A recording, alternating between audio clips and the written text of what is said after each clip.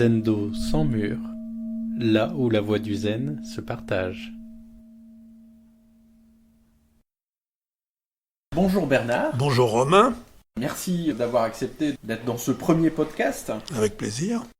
Petite question toute simple, qui es-tu ? Je suis retraité. J'ai fait ma carrière au CNRS, au Centre National de la Recherche Scientifique. J'étais dans la section sociologie, démographie.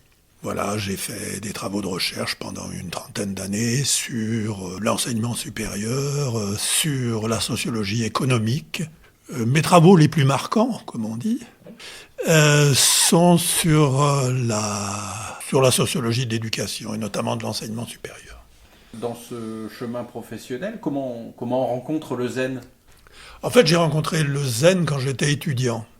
Enfin, j'ai rencontré le zen de façon littéraire, je dirais, quand j'étais étudiant. D'accord. La lecture d'un ouvrage, alors ? Plus que ça, non. J'étais étudiant au début des années 70. Historiquement, c'est après 68.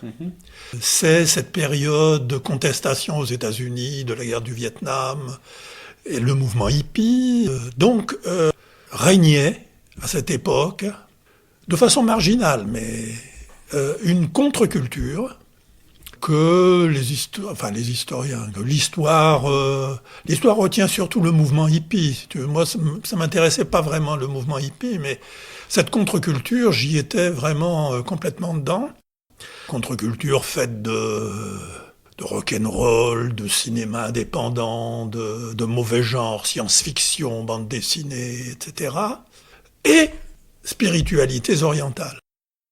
Il y avait globalement une recherche.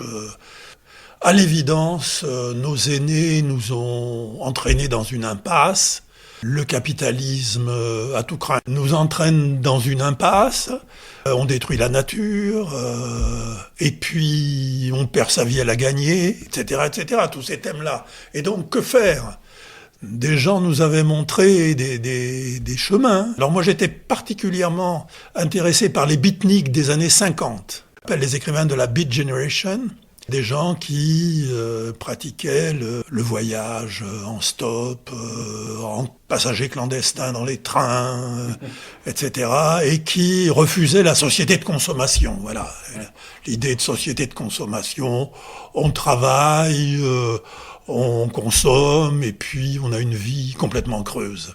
Comment faire pour échapper à ça ? C'était ça un peu, cette contre-culture. D'accord. Et donc, parmi les lieux où on cherchait des solutions, il y avait les spiritualités orientales. Alors moi, j'avais été particulièrement intéressé par les écrivains de la Beat Generation, notamment Kerouac. Et Kerouac avait écrit un livre qui a été traduit en français sous le titre « Les clochards célestes », qui est un beau titre, mais un titre complètement infidèle au titre original et à l'esprit du livre. Le titre original, c'était « The Dharma Bums », les vagabonds du Dharma. Le Dharma, c'est l'enseignement bouddhique, c'est la philosophie, entre guillemets, du bouddhisme. Donc il avait écrit ce livre, « The Dharma Bums », qui mettait en scène notamment un personnage qui s'appelle dans le livre Jaffy Ryder, et qui est en fait un personnage à clé qui renvoie à quelqu'un qui existe encore, qui a 95, entre 95 et 100 ans aujourd'hui, qui s'appelle Gary Snyder. Alors ce Gary Snyder pratiquait le bouddhisme zen. Il pratiquait le bouddhisme zen, mais il pratiquait aussi le sexe, l'ivresse, les escalades en montagne, les voyages au bout du monde, etc. Et c'est ça qui me plaisait, quoi. Vraiment, ce livre m'a beaucoup marqué.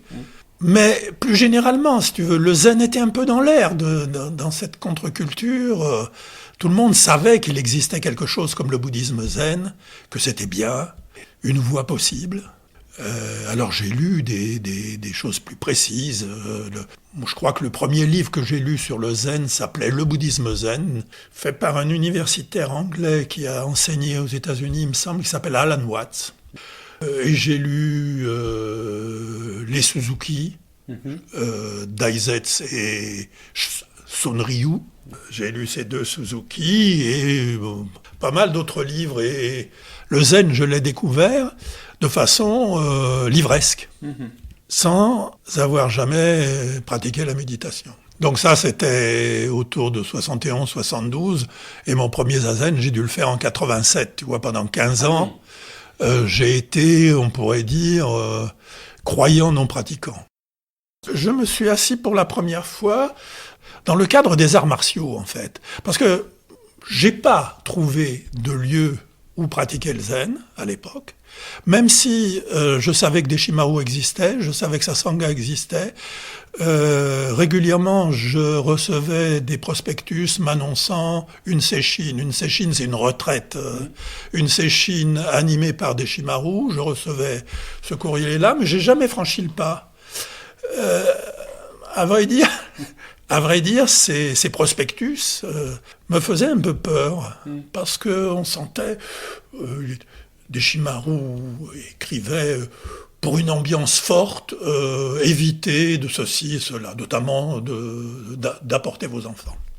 Mais j'ai fait des arts martiaux dont on dit qu'ils ont été influencés par le zen. Alors j'ai fait du kendo, j'ai fait du iaido, c'est le maniement du sabre, notamment le moment où on dégaine, le moment où on rengaine sont importants, mais entre les deux, il y a tout un kata, ça s'appelle le iaido, maniement du sabre. J'ai fait du kyudo, le tir à l'arc japonais. Là aussi, un des livres qui m'avait marqué s'appelle Le zen dans l'art du tir à l'arc.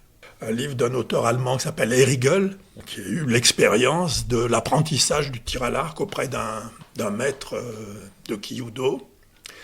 Donc j'ai fait du kyudo. On avait créé un club sur le campus de Lille 1 où je travaillais. On avait fait un club de kyudo. Et entre deux séances de kyudo, on invitait des pratiquants du zen pour pratiquer le zen. C'est comme ça que je me suis assis la première fois dans ce cadre-là. Et les premières fois, c'était avec un moine zen qui s'appelle Pierre Turlure, qui est un disciple de Nishijima. Nishijima, c'est un disciple de Kodo Sawaki. Il a traduit le Shobogenzo avec Shodo Cross.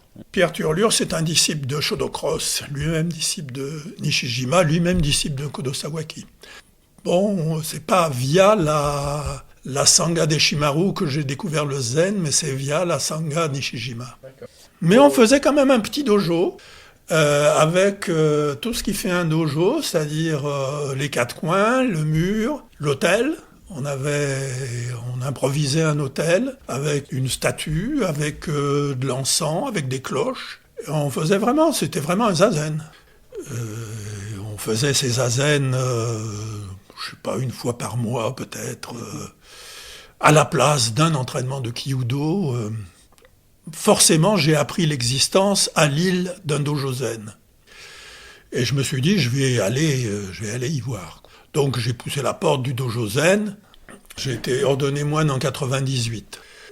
Là, il y a un épisode important. C'est la rencontre avec Philippe Coupet. Nous organisons toujours au dojo de Lille une seishin de dojo qui a lieu fin septembre. Pendant les premières années que moi je pratiquais, chaque année, on faisait venir un godo nouveau. Un godo, c'est un dirigeant. Et puis, un jour, le dirigeant du dojo de Lille de l'époque nous dit « Ce serait bien que le dojo crée un lien fort, permanent, avec un godo. Et ce godo serait un peu le référent du dojo, viendrait relativement fréquemment animer des seishin, diriger des zazen, etc., etc. Et il dit, je vais vous en proposer un il avait sa carrière devant lui, je dirais, de godo. Donc c'est Philippe Coupet, qui est un Américain vivant à Paris, qui lui aussi a une trajectoire un peu folle. Il est né dans une des familles les plus riches de New York et à l'époque où je l'ai connu, il était pauvre comme Job. Et moi, il m'évoquait un peu mes Dharma Bombs de Kerouac. Et bon, tout de suite, il m'a bien plu. On a fait une séchine avec lui. À l'issue de cette séchine, notre dirigeant nous a dit « Alors, qu'est-ce que vous en pensez? Est-ce que l'on le prend comme référent ?» Et il nous a dit « Sic, parce que ça pourrait plus se dire aujourd'hui, avec un Godot, c'est comme avec une femme, on en prend pour au moins 20 ans. » Donc c'est une décision difficile à prendre. Donc moi j'étais conquis, puis finalement ça s'est fait. On a demandé à Philippe Coupet de devenir notre Godot référent. Alors là, je me suis engagé un peu plus, notamment je m'occupais à l'époque de retranscrire ces Kusen. Les Kusen, ce sont les enseignements qui sont dispensés pendant Zazen.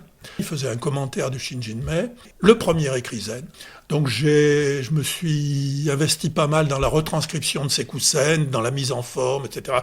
Voilà, j'étais un peu plus engagé et une des pratiquantes m'a fait un rakusu. C'est quoi ? Un rakusu, c'est une espèce de petit tablier ou une serviette que l'on met autour du cou pour indiquer qu'on se reconnaît dans le Bouddha, le Dharma, la Sangha, et qu'on se voit donner lors d'une cérémonie qu'on appelle l'ordination de Bodhisattva.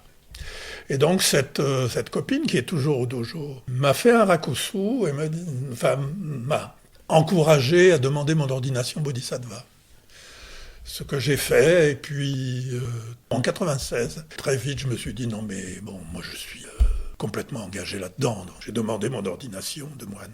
Être un moine zen, c'est s'engager complètement dans la pratique du zen. Avant d'être moine zen, je disais je peux pas, j'ai ma famille.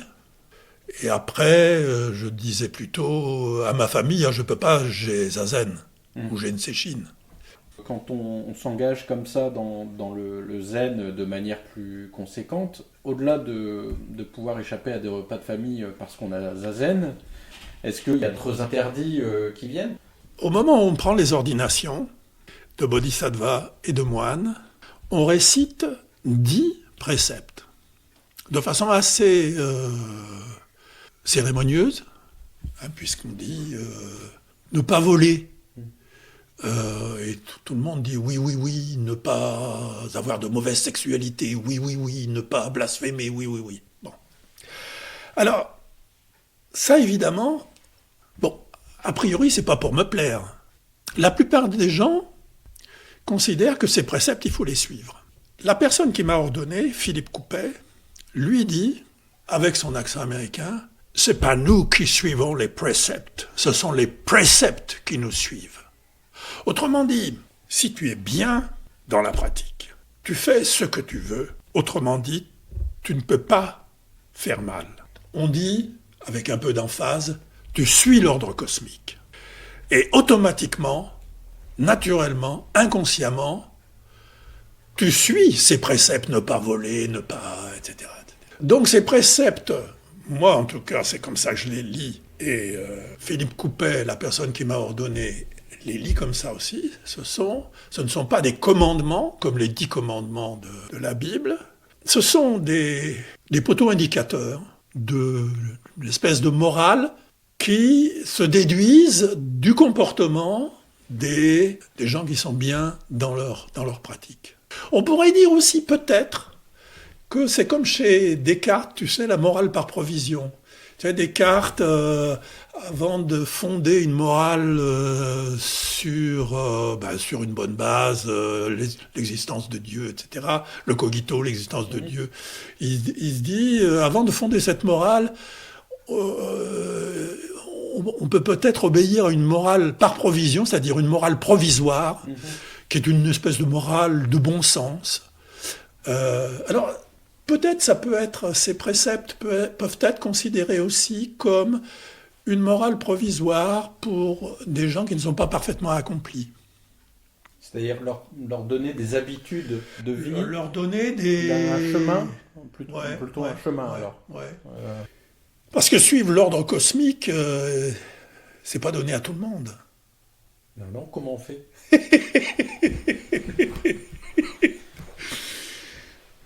On tend la colonne vertébrale, on pousse légèrement le ciel avec le sommet du crâne, on rentre le menton et on laisse passer les pensées. Ça, c'est la description de Zazen. Et alors, à partir du moment où on fait ça, on a un comportement irréprochable aux yeux de l'ordre cosmique. Exactement.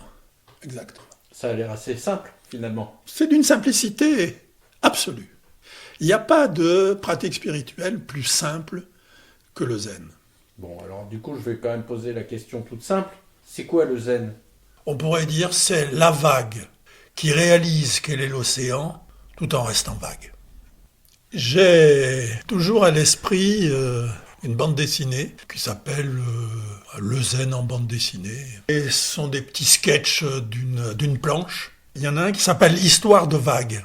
On voit l'océan avec des vagues. Et il y a une petite vague qui discute avec une grande vague. Et la petite vague dit « Oh, vous êtes toute grande et tout, et moi je suis toute petite, vous êtes comme ça, majestueuse, et moi je suis une toute petite vague. » Et la grande vague lui dit « Mais c'est parce que tu n'as pas réalisé ce que tu es réellement. » La petite vague, elle dit « Ce que je suis réellement ?» La grande vague, elle lui dit « Oui, tu es l'eau. » La petite vague, elle tourne ses yeux vers le bas en disant « L'eau !» Mais oui, tu es l'eau. Et tu es l'eau comme moi je suis l'eau. Elle va pas me parler de je suis trop petite, t'es plus grande, etc. Bon, il faut que tu réalises que tu es l'océan, mais tout en étant une vague quand même, qui a une existence temporaire, qui a une certaine forme, mais nous sommes l'océan. Alors me demande pas, mais quel est l'équivalent de l'océan dans cette histoire? On pourrait dire ça, on pourrait dire que le zen, c'est une pratique qui permet de réaliser que nous, vagues, petites ou grandes, sommes en fait l'océan, tout en restant quand même une vague. Ça me fait penser au fait que tu as dit un peu avant, Zazen, c'est suivre l'ordre cosmique. Oui. Donc quand on est en Zazen, on est pleinement une vague. Oui, on est pleinement une vague et on est pleinement l'océan. On pourrait dire suivre l'ordre cosmique, mais on peut dire aussi, avec un petit peu d'emphase là encore, nous sommes l'ordre cosmique. Parce que où commençons-nous, où finissons-nous? Qu'est-ce qui fait que nous sommes ce que nous sommes? Si tu réfléchis un peu à ce qui fait que nous sommes ce que nous sommes, de proche en proche, il te faut toute l'histoire de l'univers. Nous, par exemple, nous sommes faits de matière qui, pour exister, ont dû voir vivre et mourir des étoiles. Il a fallu que des étoiles vivent et meurent pour que nos eaux existent, etc., etc. Dans le bouddhisme, on dit que nous sommes tout est l'effet de conditionnements multiples. Un être humain, par exemple, est le fruit de conditionnements multiples. Bien sûr, il y a un papa, une maman, il y a des spermatozoïdes et un ovule, mais avant ça, un papa et une maman, etc., tous les ancêtres, puis les ancêtres reptiliens, poissons, etc., et avant ça, les poussières d'étoiles. Enfin, pour qu'un individu existe, il faut un ensemble de conditions qui, quand on essaye de les décrire, finalement, concernent l'ensemble de l'ordre cosmique. Nous ne faisons pas que suivre l'ordre cosmique, nous sommes l'ordre cosmique, à nous-mêmes. Ça me fait penser à une petite histoire zen. C'est un maître qui demande à son disciple quel était ton visage avant la naissance de tes parents. Où commençons-nous? Où finissons-nous? On peut se poser aussi cette question, tu vois. Moi j'ai eu une fois une espèce de flash qu'on appelle des petits satori dans le zen. C'était le moment du repas. Et pour la première fois de ma vie, j'ai compris ce que c'était que manger, ingérer un aliment. Et je me disais, comme dans un flash, mais qui est le mangeur, qui est le mangé? J'ai tout de suite senti une complicité, on pourrait dire ontologique, entre le mangeur et le mangé. Je dis, où je commence à se manger, c'est moi? Non, c'est pas encore moi, mais ça va bientôt être moi. Enfin, où je commence, où je finis? L'air que je respire, c'est moi. Mes poumons, c'est les miens. Mon cœur qui bat sans que j'y sois pour quelque chose. C'est à la fois aussi proche et aussi lointain que un quasar confin de l'univers. C'est un peu ça le zen pour moi. Vous savez, on parle souvent de la nature de Bouddha. Nature de Bouddha, ça veut dire nature de l'éveillé, mais on devrait parler de nature éveillée. Et quand on s'éveille, c'est toute la nature qui s'éveille. Parce que je suis la nature éveillée. Voilà ce que c'est que le zen. Ouais. Mais c'est avant tout pousser le ciel gentiment avec le sommet du crâne, en tendant la colonne vertébrale gentiment, les genoux bien ancrés au sol et le menton rentré, et les pensées qu'on laisse passer. Quand on vit le zen comme tu le vis, quelles sont les implications pratiques de la vie quotidienne ? Est-ce que quand on fait la vaisselle, on se dit « je suis en train de participer à l'ordre cosmique » ou est-ce que, quand on met de l'essence dans sa voiture, on se dit « je suis en train de bousiller l'ordre cosmique parce que ça va faire des pollutions ». Comment tout ça, ça s'articule au quotidien ? Ah ben la vaisselle, c'est un bon exemple. J'adore faire la vaisselle en séchine. Les séchines, ce sont ces retraites où on vit pendant une semaine ensemble, où les uns font le repas, les autres font la vaisselle, les autres font le service, etc., etc. J'adore faire la vaisselle, et là, effectivement, je suis l'ordre cosmique.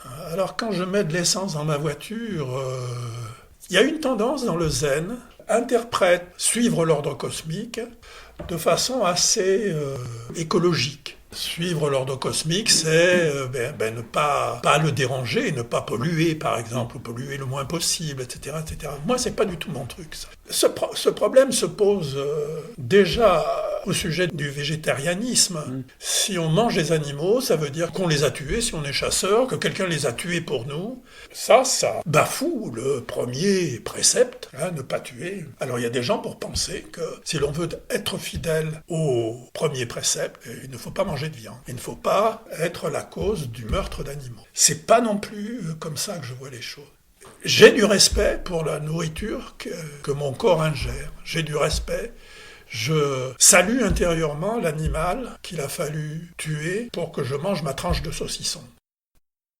Au sein de la Sangha, c'est-à-dire de la communauté des pratiquants, on organise des sesshin, des retraites zen, qui sont l'occasion de vivre finalement pleinement le zen dans la vie quotidienne. Mais lorsque la sesshin se termine, est-ce qu'il y a des effets pratiques ou des conséquences dans notre vie quotidienne ? Il faut savoir que, quand tu es dans une sesshin, que tu as fait une semaine de zen, tu es vraiment comme il faut être. Enfin, comme c'est bien d'être, suivre l'ordre cosmique, etc. On ne vit pas, nous, moines occidentaux, on ne vit pas dans des monastères, on a une vie sociale, on a une vie familiale, etc. Et quand on quitte la sesshin ou quand on quitte le dojo, assez vite, l'ego et ses constructions reprennent du poil de la bête. Et donc, tu vas être dans un embouteillage, tu vas pas te dire « ouais, c'est l'ordre cosmique, les gens à 17h, ils rentrent du boulot, donc tout. » Bon, non, tu vas te mettre en colère. Ça, c'est l'ego qui reprend du poil de la bête, qui est impatient, etc. Bon, tu peux t'engueuler, t'es pas toujours dans la grande compassion. Je disais bien faire et tout, non, mais c'est plutôt la condition normale. Quand tu as un peu de pratique, dans tes réactions, tu sens quand l'ego à se raidir, On ne se défait pas de l'ego avec le zen, on garde.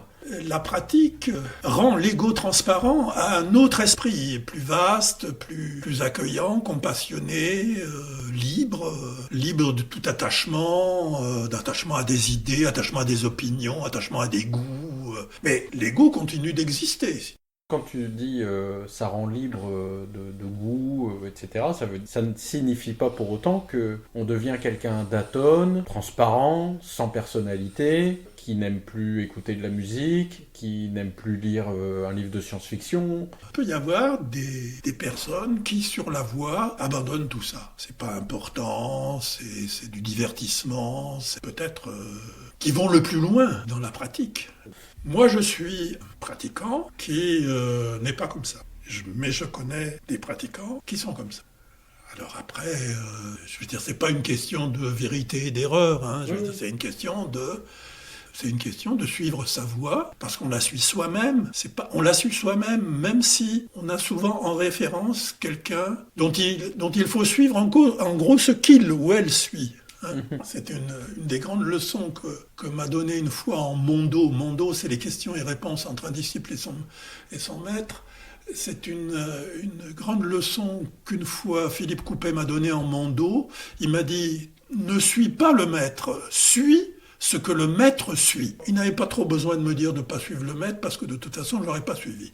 Mais suis ce que lui suit, oui, ça c'est un impératif qui me touche. Il y a plusieurs façons de suivre la voie. Je comprends que le zen, c'est protéiforme. C'est-à-dire que quand quelqu'un s'intéresse au zen, il lit un livre, par exemple, puis il en lit un autre, et il peut trouver des choses qui sont contradictoires, parce que chacun suit sa propre voie, explore son propre zen.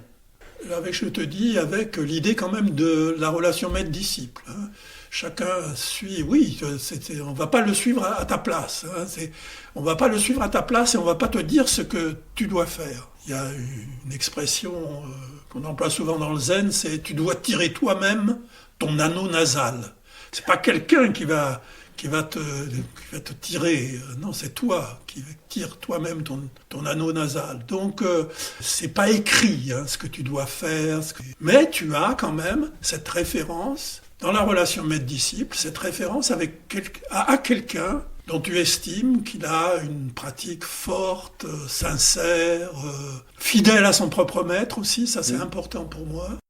Aujourd'hui, les jeunes générations semblent plus s'intéresser à leur développement intérieur, et je crois que le développement d'applications comme Petit Bambou en est un marqueur de société. Est-ce que tu penses que le zen peut répondre à leurs attentes ? J'ai perdu un peu le contact avec les générations jeunes, et je ne vois pas ce que ça pourrait être pour un jeune que de s'intéresser au zen. Pour les gens de mon époque, je suis suffisamment sociologue pour comprendre ce qui fait que des gens de ma génération, marginaux, etc., se sont intéressés au zen. Je vois que des applications comme Petit Bambou, les choses comme la méditation pleine conscience, ont beaucoup d'audience.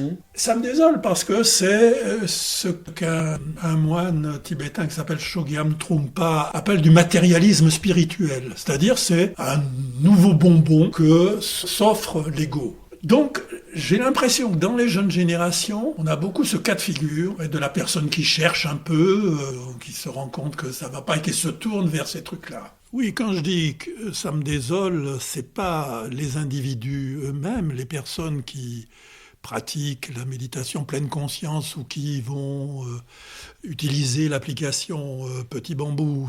Ce qui me désole, c'est de voir qu'on utilise la méditation pour encourager ce fameux matérialisme spirituel, c'est-à-dire qui consiste à pratiquer la méditation pour se faire du bien, c'est-à-dire pour conforter l'ego, qui est précisément la chose dont il faut se débarrasser pour atteindre la vraie libération. Ces gens-là continuent d'être prisonniers comme à Alcatraz, et ils ne le voient pas, et c'est ça qui me désole, Alors ce qui fait la différence avec le zen, c'est que le zen, lui, ne propose pas de but, car tout but serait une occasion pour l'ego de s'attacher à quelque chose, de s'attacher à un but, mais même pas l'éveil. On ne propose même pas l'éveil. Il ne faut pas s'attacher à l'éveil. Parce que s'attacher, ça n'est pas suivre l'ordre cosmique. S'attacher, c'est conforter l'ego.